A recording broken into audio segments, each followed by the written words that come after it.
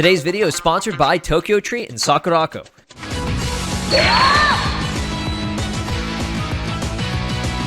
Budokai Tenkaichi. So the game is still in early stages of development. What? So the game is still in early stages of development.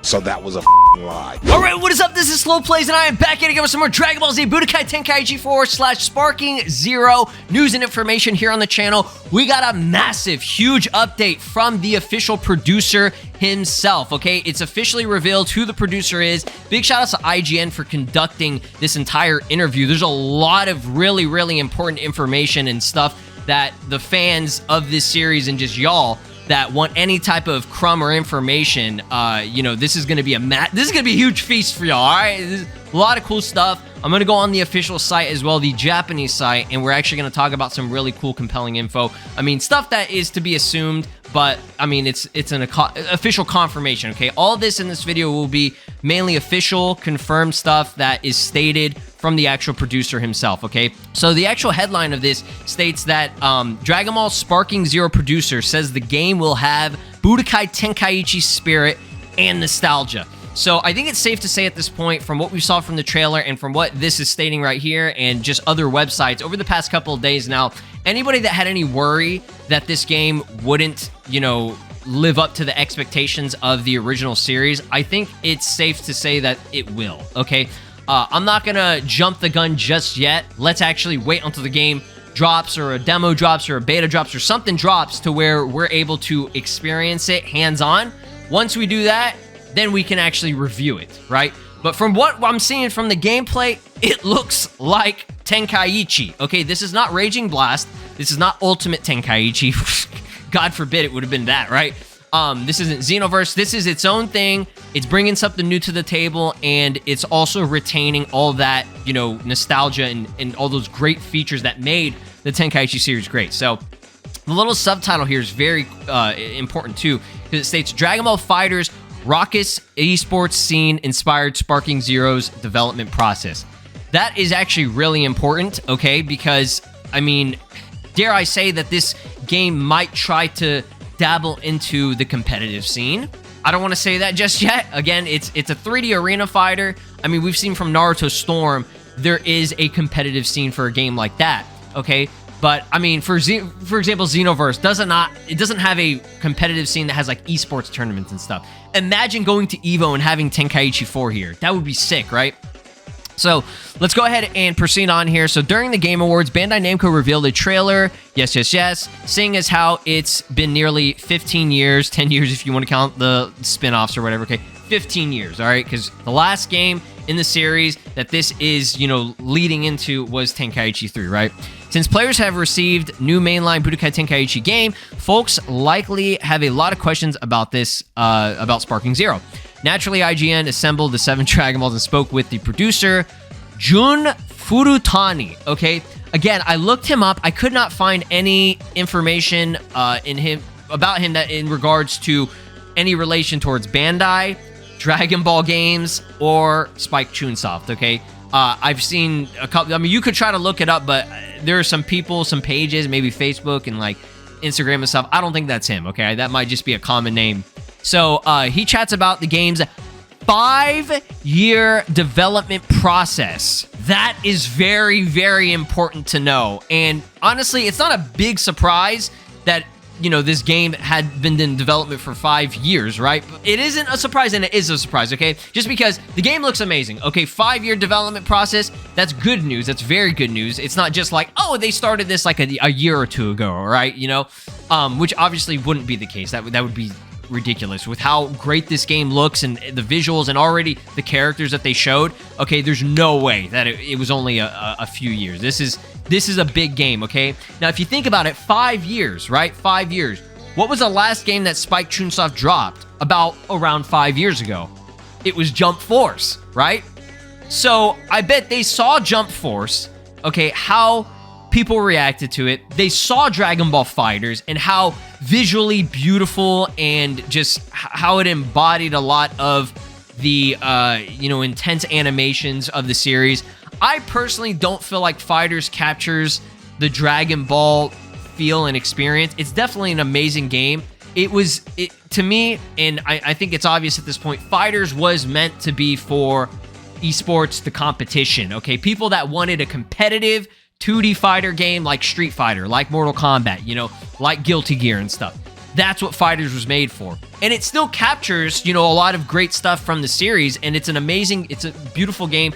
I am not doubting that. I'm just saying, Xenoverse and Tenkaichi Arena Fighters, where you have where you have full control over flight, a 3D environment, that to me, that's what Dragon Ball should be in terms of a video game, okay? You can absolutely disagree with me, okay? I'm just saying how I feel and what I look for in a Dragon Ball game, okay? That's what I'm saying. Xenoverse and this new game, these are the sellers for me, okay? This is what's going to get me to get into it and play it every single day, okay? So the 5-year development process and getting some insight into what players can expect when this drops, right? So another thing that's very interesting, okay, in terms of that 5-year development process is the fact that, and I understand why this was said, okay? I'm glad that this person said it, okay? The guy that was, I guess he was the host of Dragon Ball Games Battle Hour. I played a clip earlier on in the video, probably at the beginning, and I'll play it again. So the game is still in early stages of development. He stated that it was early in development, okay? So that was a complete lie, right? The reason why he probably said that was so that people didn't get their hopes up and didn't think, oh, okay, the game, is it's going to be getting new information. It's going to be releasing this year. He probably knew how the fans would react, especially Dragon Ball fans, being as fucking impatient as they are, right? So he probably was like, all right, I'm not going to get their hopes up yet. We're just saying it's early on in development, so they're not expecting anything until we drop it. And they've been doing a great job, right? They've been doing a fantastic job of keeping this game hidden under wraps in the background, okay? And another thing that, this is a meme that a lot of people have been bringing up, but it's absolutely true, okay? And all the Dragon Ball games contribute to this. I'm not saying Xenoverse 2 specifically, but Xenoverse 2 is the only other arena fighter that we have, and it was our replacement for the Tenkaichi series since, this game never got a reveal or anything, okay? We've been playing Xenoverse to kind of satisfy that craving to a certain extent, okay? Obviously, it's not the same game, but it's hilarious how people have switched up so much on Xenoverse 2. I'm not saying that it's the best or godliest series and it's perfect. I'm not saying that, okay? It has its issues, all right? I'm not blinded by my love for the game, right? But it's just funny to see people like switch up like, oh yeah, this game was actually the hidden hero behind everything, because it was, you think about it, it took all the back shots, as somebody said on Twitter. I thought that was hilarious, okay? It's gotten so much hate when in reality, it was holding us off while this game was being developed in the background, okay? And not just Xenoverse, all the Dragon Ball games, Kakarot, Fighters, Dokkan, Legends. We have so many different amazing Dragon Ball games that we can experience and play, right? So it's just hilarious that, people are finally seeing why Xenoverse 2 had lasted this long and what it was doing, right? What it was actually, the true intent behind the background, right? This is like the biggest plot twist in terms of Dragon Ball games, okay? The Dragon Ball franchise, right? Again, don't take me seriously. I'm just messing around and everything, but just know that Xenoverse 2 has done its job, and it will continue to do its job, and it will continue to get updates, and it will continue to have a fan base and a player base and people that love the game, me included, right? So let's move on here in the interview. So although several Dragon Ball games have released since 2007's Budokai Tenkaichi 3, blah, blah, blah, Furutani said, now felt like the perfect time for the series to return and deliver an evolved Dragon Ball Z gameplay experience on next-gen consoles, okay? What was interesting to see with Sparking Zero was the effect on the environment. When Goku's charging his ki, you have a little bit of wind picking up, okay? Which, I mean, yeah. Right? That should be a given, a common thing, yes. Furutani said while pantomiming Goku's Zenkai boost. When someone crashes through a boulder or a building after an attack, it's happening in real time. We'll be using Unreal Engine 5, so the graphics are just more real and immersive, okay? Tokyo Treat is a monthly Japanese subscription box where you will get up to 20 of the latest, most exclusive limited edition and seasonal flavored Japanese snacks that are only available in Japan for a limited time, like the Sakura Pepsi, Japanese Sake Kit Kats, and many more. While Sakurako is a monthly Japanese subscription box full of authentic, traditional Japanese snacks from Japan's local artisan snack makers. Both are delivered straight from Japan to your door. Tokyo Treat and Sakurako's boxes come with a different theme every month, keeping things exciting and fresh. If you want to enjoy pop Japanese snacks, you can choose the Tokyo Treat box, but if you want more traditional Japanese treats, you can enjoy Sakurako instead. If you're a bit intimidated on what's included in these boxes, don't worry at all. A booklet is provided within each box explaining every snack included, and there's a lot of informative Japanese culture that you can actually learn from each booklet. Merry Christmas and happy holidays to all y'all out there. Oh man, I'm excited for this month's theme of Tokyo Treat, obviously holiday themed. We have this Merry Christmas snack package. I think it's pizza flavored, so it's like a little corn snack. I think I could be wrong about that, but pizza flavored Cheetos. So that was actually from the Tokyo Treats box. Now we're gonna go with Sakurako's milk mochi.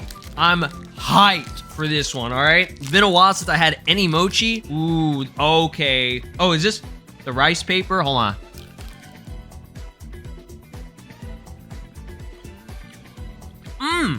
That definitely tastes like milk. That tastes exactly like milk.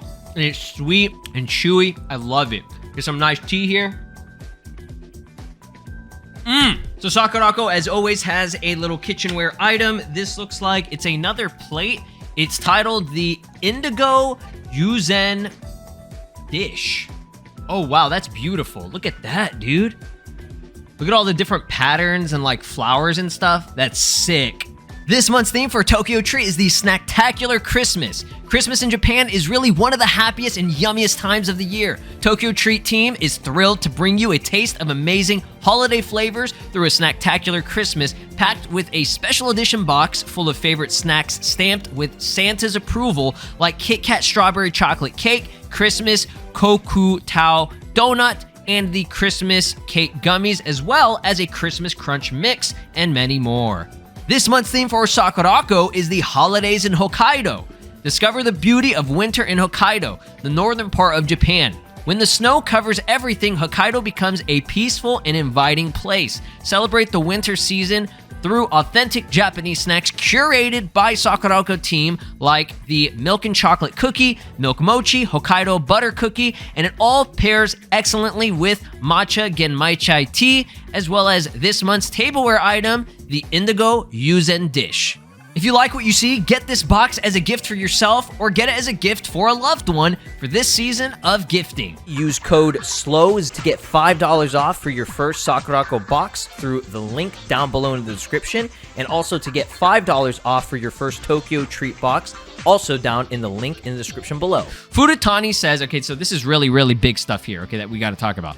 He says that he drew inspiration, okay, from his time observing how players in Dragon Ball FighterZ esports scene enjoyed recreating iconic battles from the anime to ensure players could relish in an identical experience with Sparking Zero. So, again, the inspiration from FighterZ, okay, is fantastic news, right?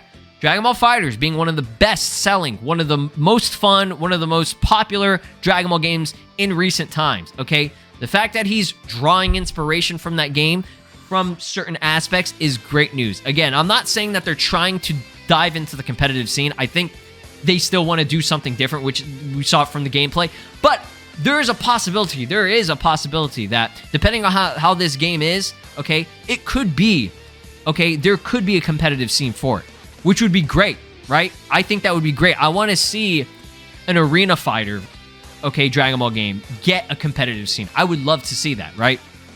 But again, just depends on if things are balanced. There are balances and things with this game that would make sense for the competitive scene. So Sparking Zero is different than Dragon Ball FighterZ, Dragon Ball Xenoverse, and Dragon Ball Z Kakarot. FighterZ was created with esports intentions, with 2D fighting. Okay, absolutely true. Kakarot was created for the experience of the story, okay? Staying true to the story, minus Final Flash Vegeta and buff Trunks, right? For the most part, I think Kakarot has done its job, okay, of giving us a good, beautiful RPG, action RPG experience, right? And Xenoverse had the players go in as an avatar into the world, okay? That's really important to know. I'll do another video expanding on this, okay, later on, but just know that Dragon Ball Z Budokai Tenkaichi 4, aka Sparking Zero, wants to be its own thing. And that's why people don't understand. This isn't a game that's replacing Xenoverse or, you know, Fighters. This is not to replace those games. Maybe for some people, it might be the replacement for them, okay? Because not everyone plays all the Dragon Ball games. But for a lot of us, okay, somebody like me, I love to dive into every single game. Whether I suck or I don't, I legitimately enjoy and have a passion to enjoy each of these games and just the Dragon Ball series in general, okay? Why restrict yourself to 1 or 2 games, right? Even if you're not a fan of them, definitely try them out, dive into them. When it gets new content, be excited for it, right? That's what the Dragon Ball series, at least for the video games these days, that's what it's all about. Excitement, being hyped, okay? The Dragon Ball franchise has so much hype in it. Like, I'm getting fired up just thinking about it. Let's go, dude. Like, fuck yeah, let's go. So, Furutani said, the focus here is to push the limits of how much a player can completely immerse themselves into the world and how intensely we can make that happen. So how I see this, okay, is Fighters. It will be your competitive 2D fighter, okay, that is going to esports, right? We've already seen it. They've had a history of it. Dragon Ball Xenoverse, you, okay, putting yourself in the game and, you know, experiencing the story. Okay, I see people have fun making their own character and their own characters in like stories or whatever. Shout out to my boy Latos, okay? He has a whole ass story that's hype as hell, has cool fan service and stuff. Y'all gotta check it out. It's fun, okay? He puts in work on that. But that's just an example, okay? Moving on for Kakarot, yeah, definitely was made to be iconic to the story / the manga and stuff, right? Okay, you play that one for the story. So yeah, each of these games brings something to the table, okay? Dragon Ball The Breakers, asymmetrical, okay? Asymmetrical, Day by Deadlight type of stuff, right? So moving on here, we gotta talk about the title, okay? Why is it called Sparking Zero and not Tenkaichi 4, okay? Fans have, or just refer to it as Budokai Tenkaichi 4, as stated in, you know, this part right here. Gamatsu spotted a Bandai Namco trademark filing in September. Y'all remember, right? Sparking Zero. That was the trademark that they put in, okay? We did assume that it was going to be only the Japanese title, but they ended up just going with that for the worldwide release, okay? So anybody that thinks it's the English title is going to be different, no. It's going to be Sparking Zero everywhere, okay? Y'all gotta get that through y'all's heads. It's not gonna be called Tenkaichi 4 in terms of an official title. We're still gonna call it Tenkaichi 4 because, you know, it's just easier to say that, okay? When you're talking to, like, people who were previous fans of it and say, oh, yeah, new Sparking Zero, they're gonna be like, what is Sparking Zero, okay? Say Tenkaichi 4, they'd be like, hell yeah, Tenkaichi 4? That game is fire, right? So, yeah, although the subtitle Zero tends to indicate a game ostensibly serving as a prequel entry in an ongoing game series, that isn't the case with Sparking Zero. Rather, the name is meant to embody the game being an accessible starting point for longtime fans and newcomers alike. I personally think that that is a good idea, okay? I understand why they did this. I still would prefer just calling it Tenkaichi 4, okay? Or just calling it Budokai Tenkaichi, right? I'm still probably going to refer to it as that, you know, if I'm going to be talking about it in future content. You know, just, I think for the most part, a lot of us who are OG fans will call it just Budokai Tenkaichi 4. It just fits. It feels good, right? It feels good. I get a rush when I say it. But I understand why they're doing that because, guys, Dragon Ball has been around for so many years, several years, decades, right? The original series was 15 years ago in 2007, right? There are so many new fans now with this new age of Dragon Ball. Dragon Ball Super, right? Because Dragon Ball Super came out, there are a lot of new younger fans.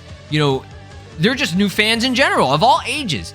So they're trying to make this feel like it's a brand new, fresh experience that anyone can get into, okay? So longtime fans, obviously, we're flocking towards this shit day one, right? And newcomers, okay? People that see this game, they're like, damn, this looks like Dragon Ball. Like, this really does look like Dragon Ball Super. That's why they showed all the Dragon Ball Super characters. Future Trunks, Bergamo, Jiren. They want people to know and to get a hold of the, you know, newer fans, okay? To get their attention and be like, hey, this game is for y'all too, right? This isn't just, you know, you don't have to be an original fan. You can be a new fan and still recognize these characters in these forms and stuff, right? So despite my best efforts, I wasn't able to get Furutani to spill the senzu beans about the game's roster size, or more importantly, if the series' beloved loading screen minigames would make its triumphant return. I did make a tweet about that, and it is true though. Okay, if it's going to be on the new hardware and stuff, there probably will be zero to, you know, or very little to zero load times, right? Who knows, all right? This game might just be so fucking off the walls, off the rails crazy that it might need some load time. So regardless, even if it doesn't have the little mini game screen, loading screen or whatever, this game, it's going to be fire. It's going to be fire, okay? However, Furutani beckoned fans to look forward to more details in the future and expect a robust game, okay? Robust meaning lots of content, big, hearty, robust. I'm starving, bro. This is delicious, okay? So shout out to IGN. They were goats for actually doing this interview, okay? Now, I do have something for you. I'm not going to say this will be an official confirmation 100%, but it's saying it on the website. But this is the Japanese site, so translations can be a little bit weird. Now, first off, we'll go off the top of the PlayStation Store because it says it explicitly right here, okay? 3D battle action featuring the largest characters in the series. The largest characters in the series, okay? I'm assuming that would mean the largest amount of characters in the series, okay? I'm not saying every single character will return, but I'm just saying, like, that's really, really important. Now, if you go on the official site, it says it right here where it shows 3D above my head in this area, okay, in this region. I translated that, okay? This is the actual image itself. It literally says the biggest character in the series appears, okay? Again, the same thing. The biggest characters. Again, it's a weird translation, but character roster, right? I think it should be safe to say that this will have a shit ton of characters because it's including all these characters from Super as well, right? We didn't have that in Tenkaichi 3, okay? It's been over 15 years. Like, there are so many new forms and characters that have been added, okay? So it's gonna be big. This game's gonna be huge, right? So last thing, let's go over some nice HD screenshots, okay? Because these are beautiful. Look at Trunks. Look at DBS Trunks, bro. His Super Saiyan 2 hair, that could even be the Rage-like style, okay? Obviously, he's not in Rage because we don't see the, you know, widened out eyes and everything, but he just looks gorgeous. The frame, the angle, you see how the sword, it, you know, the POV, the sword blurs on the front and it has that nice glare. Oh, this is a gorgeous game. It's like, this game is like Fighters and Kakarot combined. This is everything that I wanted, okay? Fighters and Kakarot combined with Xenoverse 2 style concept of arena fighter, you know, 3D fighting environment. Obviously, it was Tenkaichi first, but I'm just saying, like, for those of you that are fans of the Xenoverse series, okay? Those of you that play Xenoverse, you have to play this game. Even if you don't think it looks good or it's not interesting to you, you got to try this game. I think this might be something that this might be everything that you've ever wanted for a Dragon Ball game. I'm just saying, like, look at it, man. It is gorgeous. Look at Broly. He's got the red streak, the red light streak on his eye. This is in 4K, bro. 4 fucking K. Like, that's clean as hell, okay? Look at Trunks' eyes in 4K. Like, goddamn, bro. That's fancy as hell. Look at Goku, bro. Look at Goku's face. He said, "Ah!" Okay? Look at Vegeta's Gatling gun, dude. Clean, clean. So, that's pretty much it for this video. I know it was a big one, a very long one. Again, big massive shoutouts to Tokyo Treats and Sakurako for sponsoring. I love you guys so much. I'm going to keep you guys updated with new information. Comment down below in the comments. Give me recommendations. What other videos do you want to see in regards to Sparking Zero? I got a lot of cool speculation coming. Peace! This is Broly, and you are watching SLOplays. Make sure to subscribe. or else I'll destroy your entire planet!